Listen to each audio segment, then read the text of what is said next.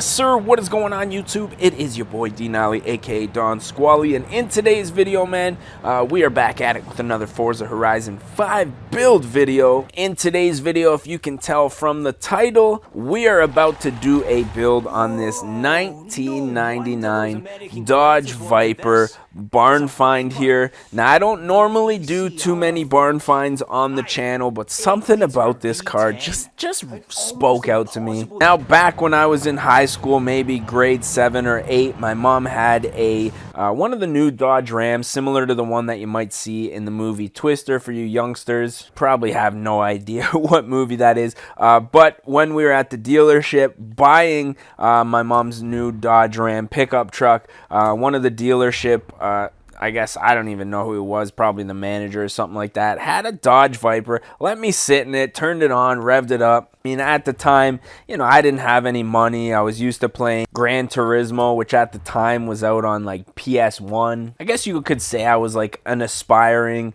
car petrol head, whatever you want to call it. But yeah, this Viper just brought back memories. So I think what we're going to do today, as you can see, it's already restored, but I think we're going to do a couple modifications. Oh, am I seeing a 6.7 liter diesel? Correct me if I'm wrong, but is that not a Cummins right there? I'm not sure what motor that is. If it is a Cummins, I might have to come back and throw that in here. Let me know down in the comment section if you guys know. As far as the conversions go, we're going to keep the rear-wheel drive drivetrain on here. It would just be silly to switch that up otherwise. Turbo, supercharger, I think we're going to pass on all these. This is a V10, notorious for its power, especially back in the day. These were like Widowmakers, and I think we're going to be able to make enough sauce without upgrading or changing the engine here. I mean, we're going to do some upgrades. We're just not going to be putting on any forced induction on here. So as far as the body kit goes, the front spoiler, disgusting. The rear spoiler, or the front bumper, I should say, I'm not really into the splitter. The rear spoiler looks absolutely gross on this car, so we're going to pass on all of those. Now, we are going to upgrade our tires here. Now, I think the best move here is going to be a slick race tire. For this car, we want as much grip as humanly possible. We are going to upgrade the width of the tires, both front and back, again, just for that little bit of extra grip. Now, this thing appears to have some BBS wheels stock from factory, but I think we can do a little bit better. Maybe find something a little more modern to put on this vehicle. So I'm going to skim through a few options and let you guys know when I find something that I like. There are a couple options. I do like the Titans here, but one wheel that really struck me right off of the bat was this 5 Ziggin ZR520. This wheel to me looks like a modern Viper wheel. Just the design of it, very subtle, nothing too crazy, just a nice OEM looking wheel. So I think we're going to go ahead and select these wheels here. Now, we are going to upgrade the diameter on both the front and back to a 19. I'm not sure what color scheme I'm going to be going with on this car, but once I think this will all really come together once we get into the paint shop. As far as wheel spacers go, I don't think we need anything too aggressive. We're going to go ahead and just throw the, I don't even know, they don't really tell you how wide the spacers are on this thing, but we're going to do, I think, just the first setup on the spacers here. So let's go ahead and drop that into both the front and back wheels here. Next up comes the drivetrain. We're going to go ahead, upgrade the clutch on this thing. Now, the transmission, I'm assuming with this being stock, it's going to be an older, slower style shifting, but nonetheless, I think we are going to leave the stock transmission in here. Since we aren't doing forced induction or an engine upgrade, I think that the stock transmission is going to be good for what we need it for. As far as the suspension goes, we're going to go ahead and just throw some regular springs and dampers on here so that we can adjust the ride height and all that good stuff. Next up, we're going to go ahead and throw some anti-roll bars, both front and back. And last but not least comes the performance modifications. Now, intake, got a little bit of a glitch there. We're going to go ahead and throw on the race intake. I do like the sound of this thing. Now, one thing about this motor is I want it to rev a lot. As you can see, we're pretty much redlining right around 6,000 RPM. I want to boost that up to almost 8. I think that's really going to wake this motor up and allow us to make a lot of power without having to add a supercharger, a turbocharger.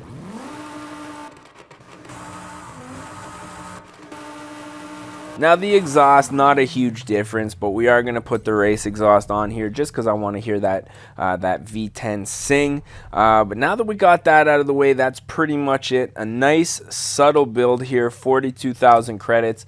We're going to go ahead and install that on our car. Now that we got that out of the way, let's jump into the custom tuning here. So our springs. This thing, I mean, every car that I build, it just gets dumped on the ground. That's your boy Don Squally's tuning. I mean, really, we're not going to be making any modifications unless we get it out on the road and we find, like, let's say the gearing is wrong, or, you know, the suspension's too soft or too stiff. Those are the kinds of things that I might go back and do some retuning with, but until we get it out on the road, I'm not really sure what this thing's going to need. So now comes the paint. Now, the Viper that I sat in as a kid was blue with white stripes. I don't see that option in the factory paint, so I think we're just going to have to recreate that setup on our own. So we're going to pick a very bright blue here. Hood's going to stay the same color as it is.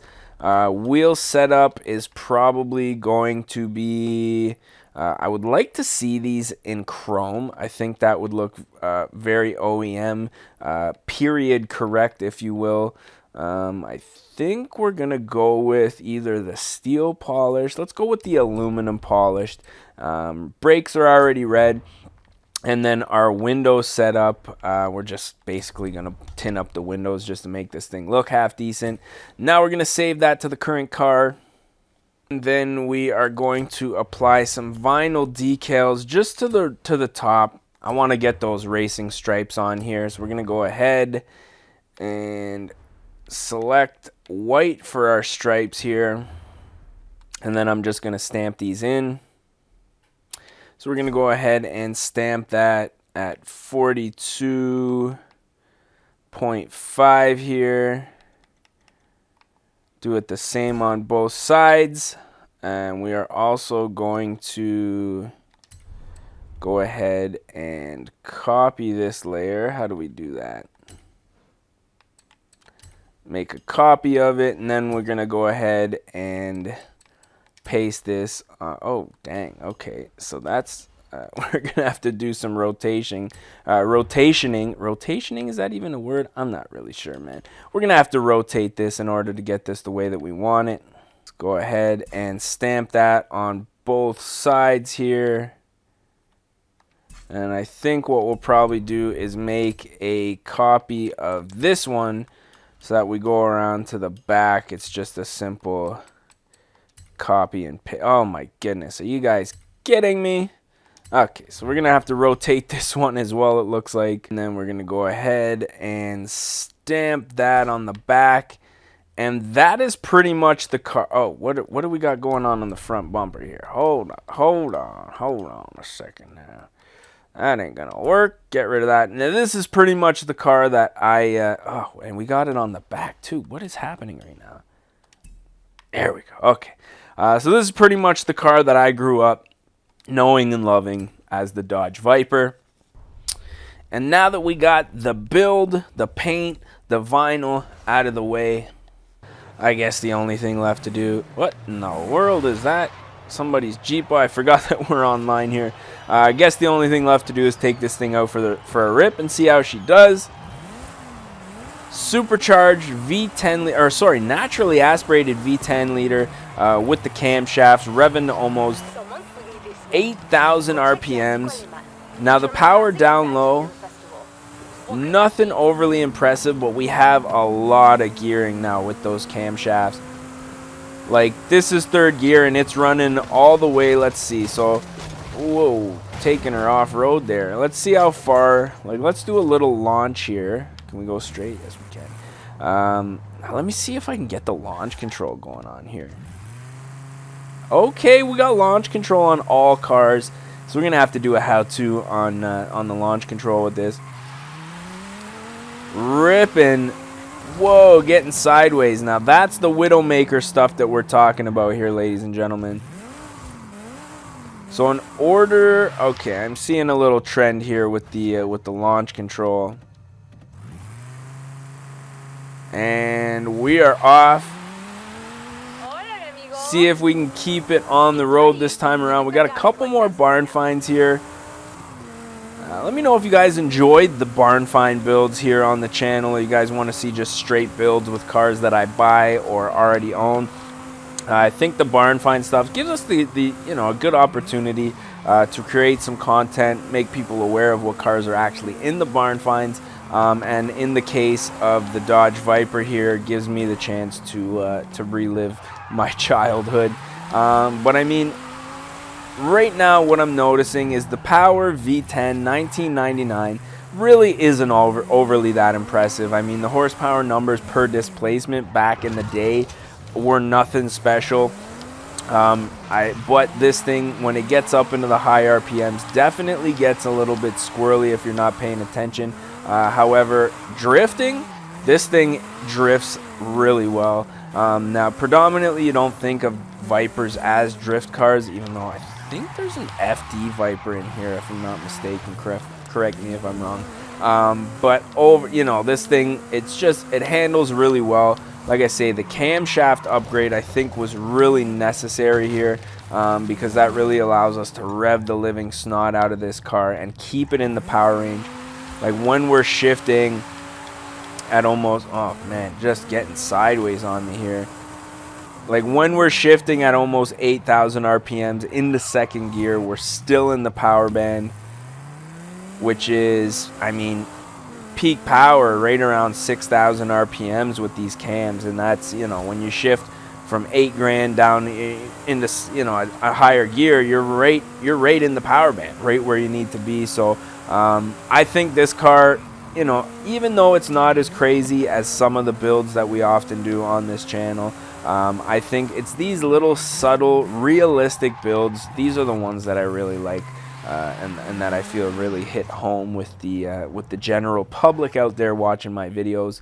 But I think we're gonna maybe fast travel to a more well-lit area in the city here, and as we often do around this time, put an end to this video. So if you guys did enjoy this one, don't forget to smash that like button. If you guys do have any requests, don't forget to let me know down in the comments section. If you guys are not subscribed, maybe you're just passing through, clicked on a random video, and you like what you see, feel free to hit that subscribe button. But with that being said, I'm thinking this is probably going to be a wrap for this one. So as always, I just want to say thank you guys for watching.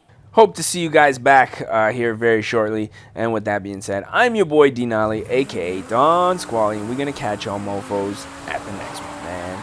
Peace! Oh no! Oh no!